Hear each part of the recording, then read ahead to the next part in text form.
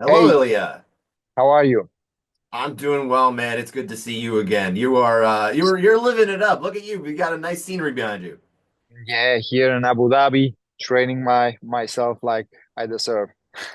Excellent, excellent, excellent, my friend. So listen, Ilya, this has been a huge year for Georgia. Between you winning the UFC Featherweight title February, the soccer team stunning Portugal, and then again just last month, Morav joining you as champion at bantamweight. What does it mean for you to be a part of all these amazing athletic accomplishments as a representative of your people, especially given all your family endured before you were born?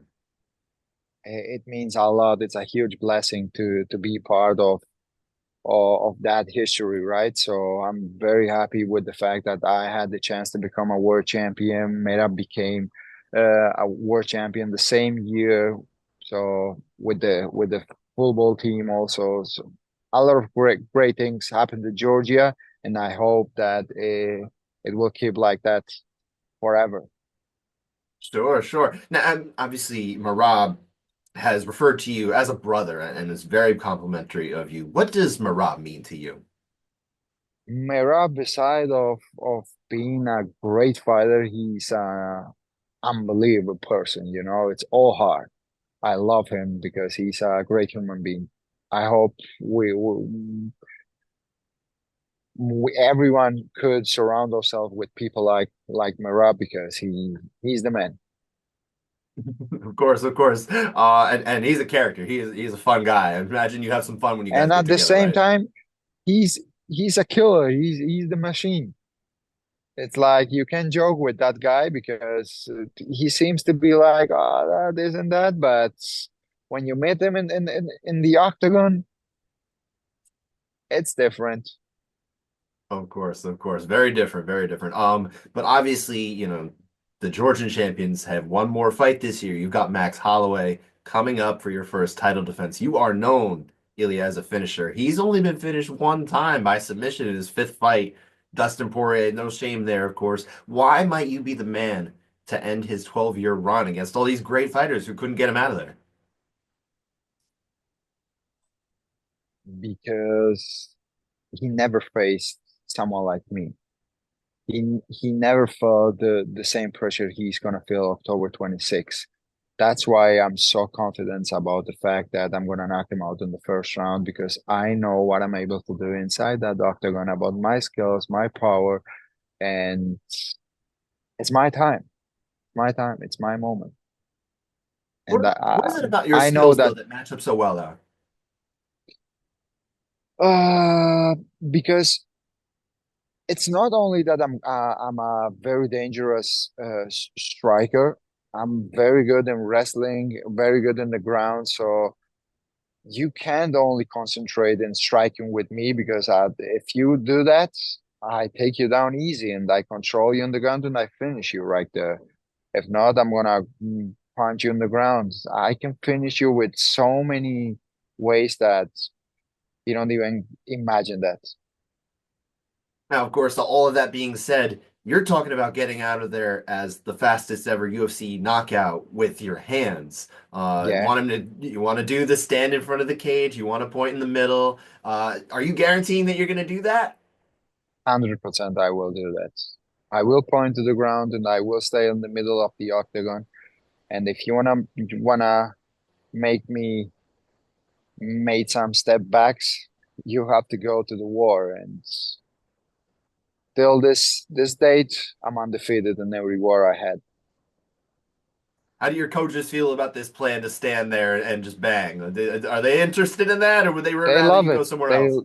they love it because they know that in the moment when Max will stay in the middle and start the exchange punches with me, I'm gonna take his lights out. They know that.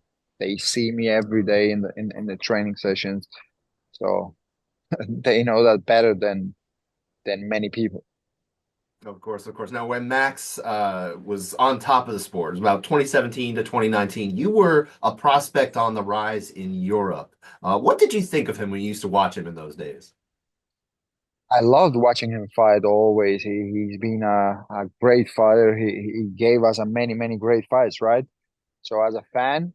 He's been a great fighter. I follow his entire career, and I'm very happy to to have the opportunity to share the octagon with someone like Max, who has so much experience inside the company, right?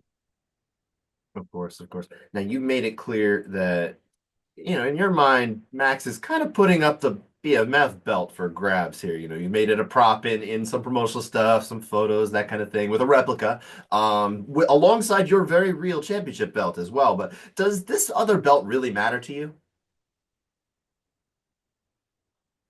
Uh, it's not like it matters to me because that belt, to be honest, was created for and because of George Masvidal. In my eyes, there's no one else real BMF than George Masvidal. So when I see someone carrying the BMF, I'm like, boy, I'm coming from that for that belt. I take it and I want to give it back to George when he comes back. Interesting, interesting. Do you and George have a like a relationship? Are you guys friendly? Yeah, of course. Of course. We have a very good relationship. Excellent, excellent. Max, of course, he went 5 years of his career kind of in the, post-championship phase, without a knockout victory. He was 4-4 in that time, but last two were violent knockouts. Korean Zombie, Justin Gaethje. You've been dismissive, though, of his recent wins. You kind of played them down. What should he have been doing that would have impressed you? The fact that he knocked out Korean Zombie, it's like, bro, come on. And the Justin Gaethje was, I don't know, just a bar fight, and he was lucky that he get that knockout because imagine that fight ending without the knockout. What would you say? Like it was a normal fight. You wouldn't even mention the fight of the year, the knockout of the year, anything like that. You wouldn't be in that kind of conversation, never, because it was a normal fight between two fighters. But the fact I is, we didn't, did have that period of time there. That 10 yeah, seconds and did that happen. and That this must have been what impressive, though. yeah, I was impressed, and at the same time, I was very happy because after that knockout, my thought process was I have a new challenger. I have a new opponent because if he wouldn't get that knockout, I was like, he doesn't deserve the title shot. Walk beat him 3 times. Maybe, maybe not. For sure, Walk deserved the rematch more than Max Holloway. Maybe I will wait for some new challengers, some upcoming fighters in the division. But the fact that he get that knockout put him in he put his name in the table, and that's why we're gonna see that fight October 26th. And you mentioned Alexander Volkanovski, of course, who you beat for the title. He has made it very clear that he wants to do a face-off in the octagon after this fight, set up a winner fight. What are your thoughts on that? We'll see. We'll see. To be honest, my job is to prepare myself for the fights, and this is what I'm doing. And if the UFC wants him to fight for the belt again, why not? We can do it.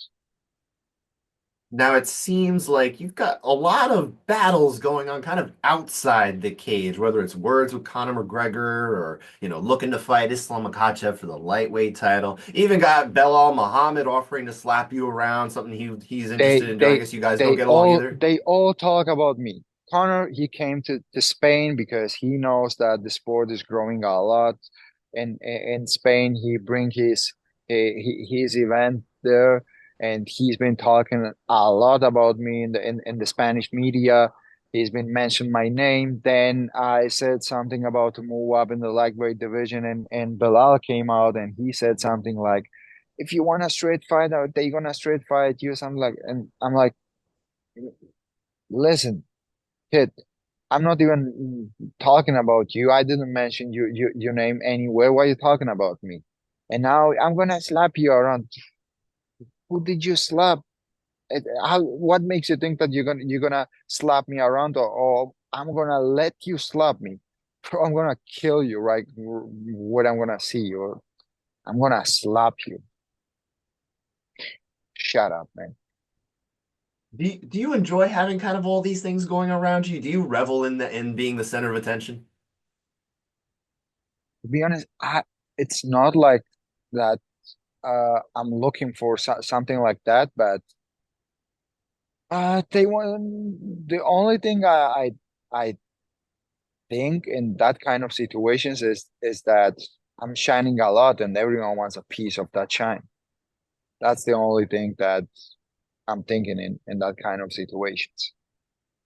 Because Okay. there is no other reason that they have to talk about me because I never mentioned they names anywhere. Interesting. Now, the last question I have for you, Ilya, is the fact that the first UFC event in Spain has been a big priority of you. Obviously, you live and train there. You would love to have that happen. David Shaw from the UFC gave an update last month, said they're just looking for the right timing to make something like this happen. I imagine you want to be a part of that event should it come to pass. Would you make sure that you were available for such timing? Like no matter when it was, you want to be on that card?